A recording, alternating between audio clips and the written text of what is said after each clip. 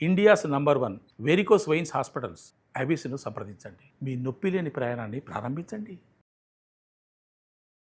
నమస్కారం, సుమన్ టీవీకి స్వాగతం. నేను మానస. ఈరోజు మనతో పాటు ఉన్నారు ప్రముఖ కవయిత్రి, విశ్వ నియమాల ప్రచారకురాలు డాక్టర్ లక్కరాజు నిర్మల గారు. అమ్మ నమస్కారం. అమ్మ నమస్తే అమ్మా.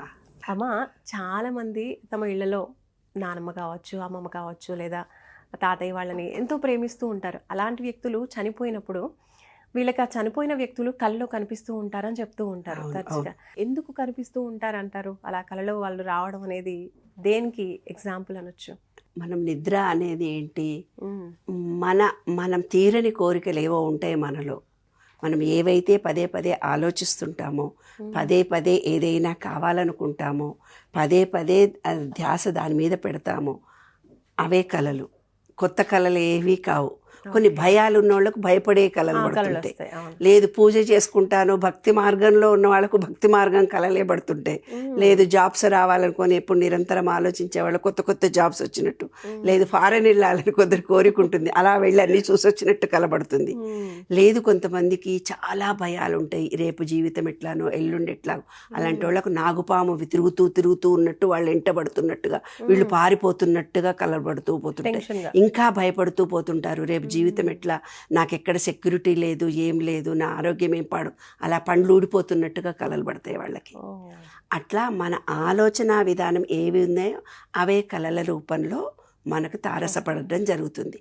ఒక వ్యక్తి, ఇంట్లో ఉన్నటువంటి వ్యక్తి ఎవరైనా, అంటే వాళ్ళకి చాలా ఇష్టము, ప్రీతికరమైన మనిషి వాళ్ళు లేరు, వాళ్ళని గురించి వాళ్ళ సబ్ కాన్షియస్ మైండ్లో వాళ్ళకు మధ్య అనుబంధం చాలా ఎక్కువ ఉండి ప్రేమ ఆత్మీయత పంచుకొని ఆ రోజు ఏదో సంఘటన జరుగుతుంది. అబ్బా మా అమ్మనే కనుక నాకుంటే ఇలా ఉండేదా, అమ్మకి వెళ్ళి చెప్పుకుంటే బాగుండేది, అమ్మ ఈ పండుగ రోజు నన్ను ఎంత బాగా చూస్తుంది అని అనుకుంటారు. ఆ అమ్మనో అత్తనో భర్తనో మేనత్తనో ఎవరో ఒకళ్ళు, ఆ ఇంట్లో ఒక కూతురో ఎవరో లేని వ్యక్తి తను బాగా చూసిందన్న ఫీలింగ్ని ఆ రోజు తను తలుచుకుంది. జరిగిన సంఘటనల్లో వాళ్ళు చూపించిన ప్రేమను తలుచుకుంది. ఆ రోజు రాత్రి వాళ్ళు కళలోకి వస్తారు.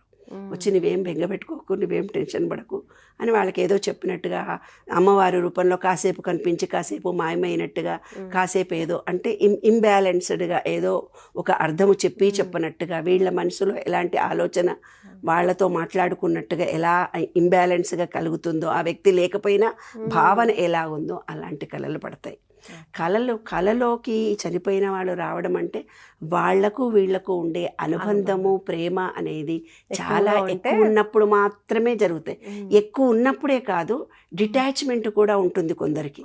ఎందుకు డిటాచ్మెంట్? ఇప్పుడు సన్యాసం తీసుకున్నాడు ఒక ఆయన భార్య చనిపోయింది, ఆయన భార్య ఆయన కళలోకి రాదు, కానీ మానసికంగా ఆయన డిటాచ్ అయిపోయాడు.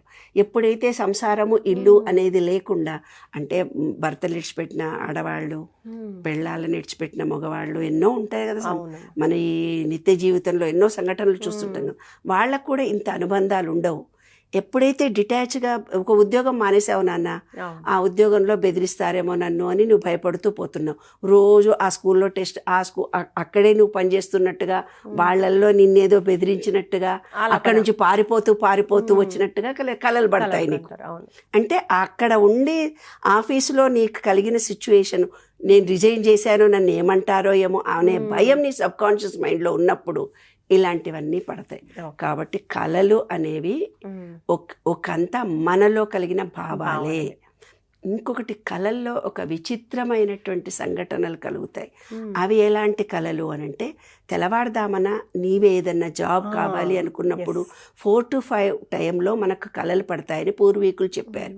ఆ టైంలో కనుక ఒక గులాబీ పువ్వు వికసించినట్టుగా కనపడ్డా, ఒక గురువులు కనపడ్డా, ఒక దైవము నీలో కనిపించిన తర్వాత ఆకాశంలో ఇలా ఎగిరిపోతూ ఆకాశంలో అలా ఫ్రీగా మొత్తం తిరిగి వచ్చి చూసినట్టుగా కలబడుతుంది కొంతమందికి.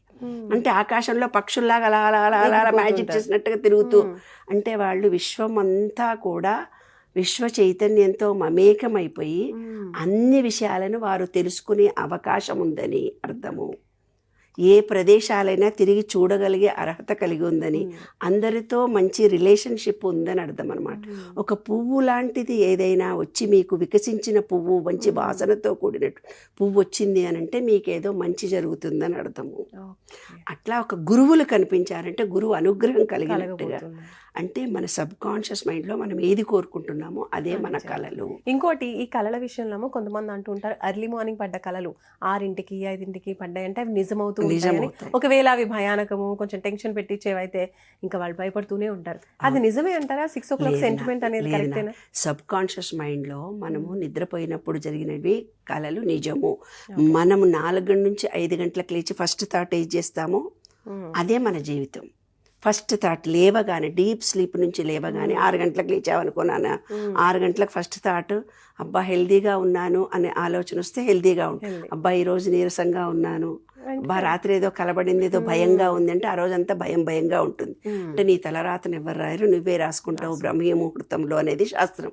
కాబట్టి ఆ టైంలో పడ్డ కళలు నిజమవుతాయనేది మూఢ విశ్వాసమే. అది కూడా నిజమంతా కూడా కాదు. ఎందుకంటే మీరు పండుకునేది 12 గంటలకమ్మా, లేచేది 6 గంటలకు 7 గంటలకు, పగటి కళలు కంటున్నారు మీరు, కానీ నిజమైన కళలు కాదు. అమ్మ, ఇంకొక చిన్న క్వశ్చన్ ఏంటంటే, చాలామంది ఇప్పుడు చనిపోయిన మన పూర్వీకుల యొక్క ఫొటోస్ ఇంట్లో పెట్టుకుంటూ ఉంటారు, వాళ్ళని చూసి గుర్తు తెచ్చుకుంటూ ఉండడం అలా. కాబట్టి చనిపోయిన వాళ్ళ ఫొటోస్ ఇంట్లో నిజంగా పెట్టొచ్చా? ఒకవేళ పెట్టగలిగితే కనుక ఇంట్లో అందరూ ఉండే చోట పెట్టొచ్చా, లేదంటే కనిపించకుండా కొంచెం సైడ్కి అలా పెట్టాలా? అసలు నిజానికి ఫొటోస్ పెట్టొచ్చు అంటారా చనిపోయిన వాళ్ళవి? చూడన్న, ఎనర్జీ అనేది మన బాడీలో ఎనర్జీ అని చెప్పాను. ఆ ఎనర్జీ లెవెల్స్ని ఇంట్లో కూడా, ఈరోజు టాయిలెట్స్ మన ఇంట్లో ఉంటున్నాయి. టాయిలెట్స్ ఊరవతలు ఎక్కడో ఉండేవి మన ఇంట్లోనే ఉంటున్నాయి. ఆ నీళ్లు పోయకపోతే కంపు వాసన వచ్చి నెగిటివిటీ వస్తుంది. అందుకే మనకి ఇన్ని కష్టాలు వస్తున్నాయి. ఇడిచిన చెప్పులు ఇంటి ముందు పడేస్తున్నాం, ఎక్కడెక్కడో తిరిగి వచ్చిన చెప్పులు. అవునా? ఆ చెప్పులు ఇంట్లో వేసుకొని తిరుగుతున్నాం. మరి అవంతా నెగిటివిటీ కదా.